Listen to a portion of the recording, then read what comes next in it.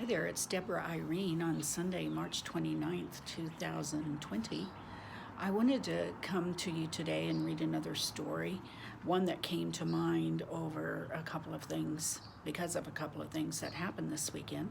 For the first time in a week, I got out of the house. I had to run a couple of errands, and one of those was to stop at the grocery store.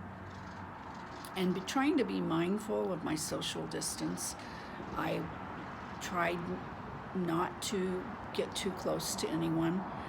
And in that process, I noticed it was hard to look people in the eye, because if you look people in the eye, you want to say something and you want to be friendly, and yet you need to keep your distance. So I found that to be a little bit awkward. And it reminded me of a story that I wrote and that I'd like to read to you today during a time when I did have to trust people. And I also wanted to do this outside because I wrote this about a time when I had to enjoy the great outdoors at a time I was not expecting. So I apologize for the background noise. I do live in a busy area, but I have a beautiful view as well, and I wish I could turn the camera around and show you the beautiful white blossoms on the trees and a community garden in my back. So I enjoy those things, and this story reminds me of nature and also of people. So I'd like to read it to you today. It is chapter 22 in my book, Someday I Will Write, and it is in the section, A Time for a Family. I want to point out that I wrote this in 2018. I believe it was the last blog that I wrote that's included in my book, so it was one of my last writings. The name of this chapter is Just an Ordinary Day in June. I believe the year was 1999. It was the season of life where everything surrounded youth baseball, competitive, sometimes intense, but always a lot of fun, as I juggled 3 boys in this sport. It was championship Sunday for my middle son in Omaha, Nebraska, 3 hours away from our home in Kansas City. We had been there since Thursday and thoroughly expected to play in the finals on Sunday, probably 3 games, being the top-rated team. But as we prepared early that morning to go to the field, my gut told me to pack up everything for the trip home, rather than returning to the hotel between games to check out and load up. I don't know if it was intuition or simply a desire to get back to Kansas City. You see, my youngest son was the bat boy for the team, so he was always with us.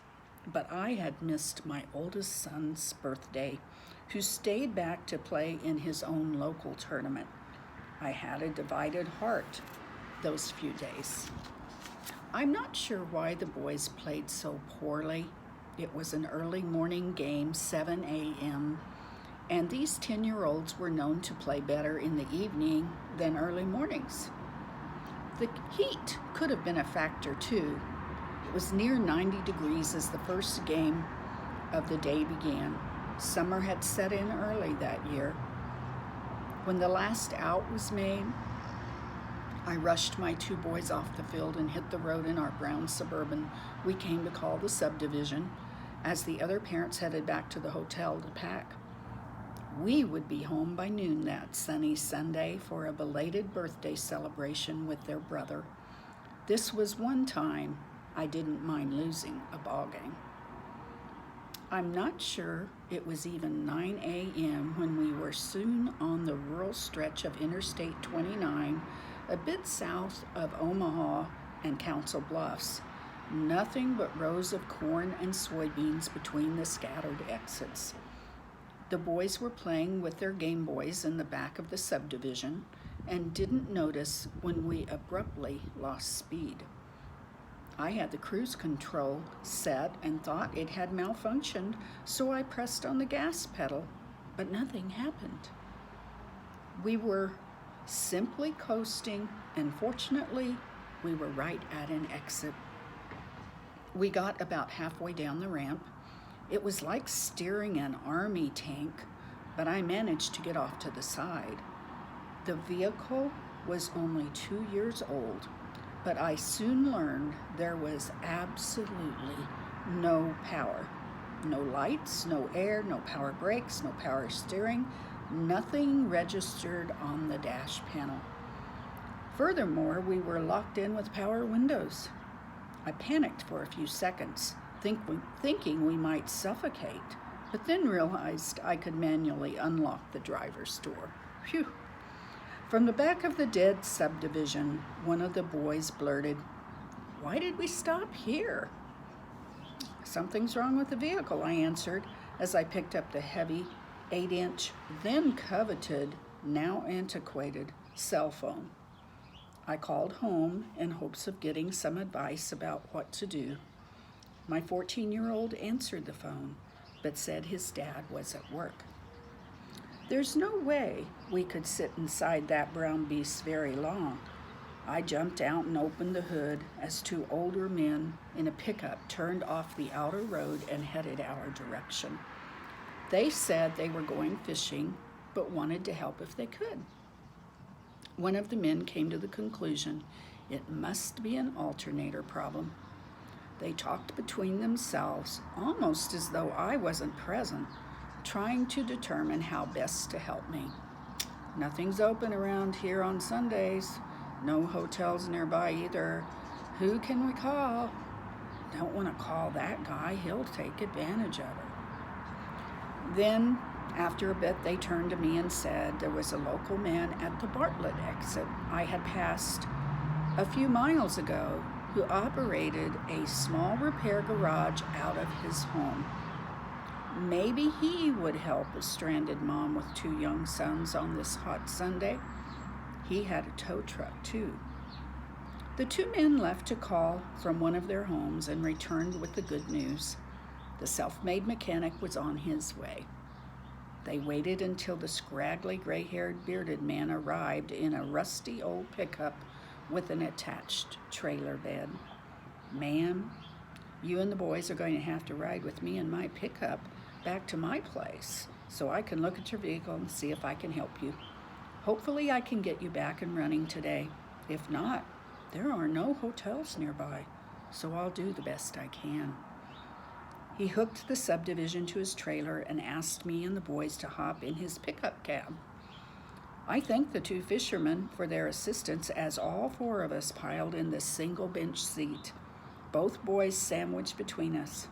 I thought quickly. If I had to stay stranded for the night in rural Iowa, that was fine. But I needed my boys to be taken care of. I remembered that the other team parents had gone back to the hotel. So, as we headed back north on the outer road, I called up the coach of the team, telling him where I was and what had happened. I asked if he could stop off at the Bartlett exit and take my boys home. Of course he could. Phew, at least someone knew where we were.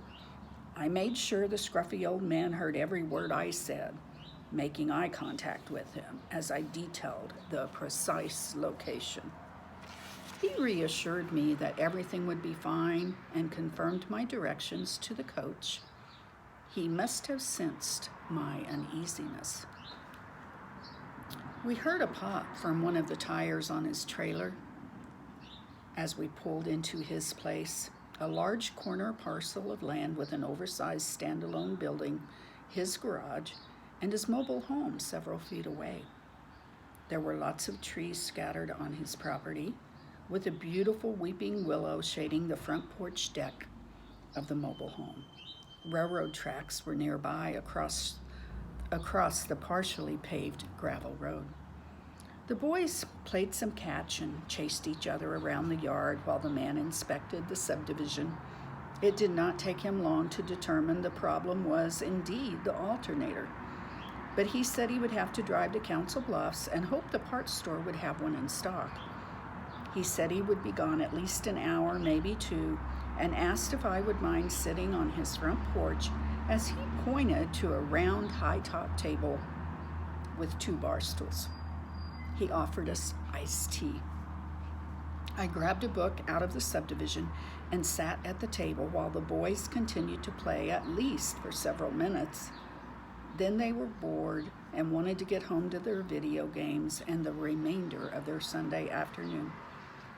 I pointed out all of the different things to do in the country, the sights and sounds, when about that time we were rocked by the sound of a freight train coming through. That definitely got their attention, and it wasn't much longer before the coach pulled up with his family in his mini subdivision.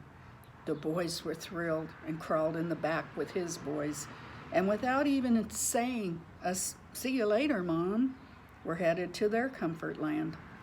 I think I heard, "Thank God." Sitting there alone, I read several chapters in my book and found the breeze and shade somewhat relaxing. There was nothing I could do but rest and wait. Life had paused. My sons were safe, and I was fine. Phew, that was a relief. The old man returned in good time, replaced the alternator, and had me ready to go in less than 2 hours. I was amazed when he said I could write him a check. The bill was less than $150. I apologized for the flat tire on his trailer and was very grateful that there would be a late afternoon birthday celebration in Kansas City. You know what I learned that day? He was not a scruffy old man. He was a kind, gentle man, a real gentleman. I had to trust strangers that day, something I never forgot. I don't know if my sons learned anything on that ordinary day in June, but I did. I was thankful for the 2 men who first stopped to help. I hope they caught some fish that day. As for the gentleman mechanic, while I paid him for his service, I never felt like that was quite enough. 2 years later, we were back in Omaha again for several days at another baseball tournament. As I checked out of the hotel, I picked up some of their famous warm chocolate chip cookies. The boys and I headed south down Interstate 29 on another ordinary Sunday in June, just like 2 years earlier. This time I intentionally exited at Bartlett, Iowa. Deja vu from the back of the subdivision. Why are we stopping here? There is something I have to do. It will only take a minute. The windows were open in the mobile home, and I heard a game on the television as I stepped onto the deck porch shaded by the weeping willow tree. I knocked on the door and waited for the bearded old man to answer. I handed him the gift sack of cookies as I reminded him who I was and what he had done 2 years earlier. He stepped out onto the porch, grinning ear to ear, and said, "Is it still running for you?" But of course, see for yourself, and I thank you again. And on just an ordinary day in June, 20 years later, I'm still talking about 2 fishermen and a gentleman mechanic. Maybe it wasn't so ordinary after all. And as I stated, I wrote that in June 2018. It took place in June 1999. It was one of the last stories that I wrote that went into my book, Someday I Will Write. And I hope you enjoyed it. This is Deborah Irene. Take good care.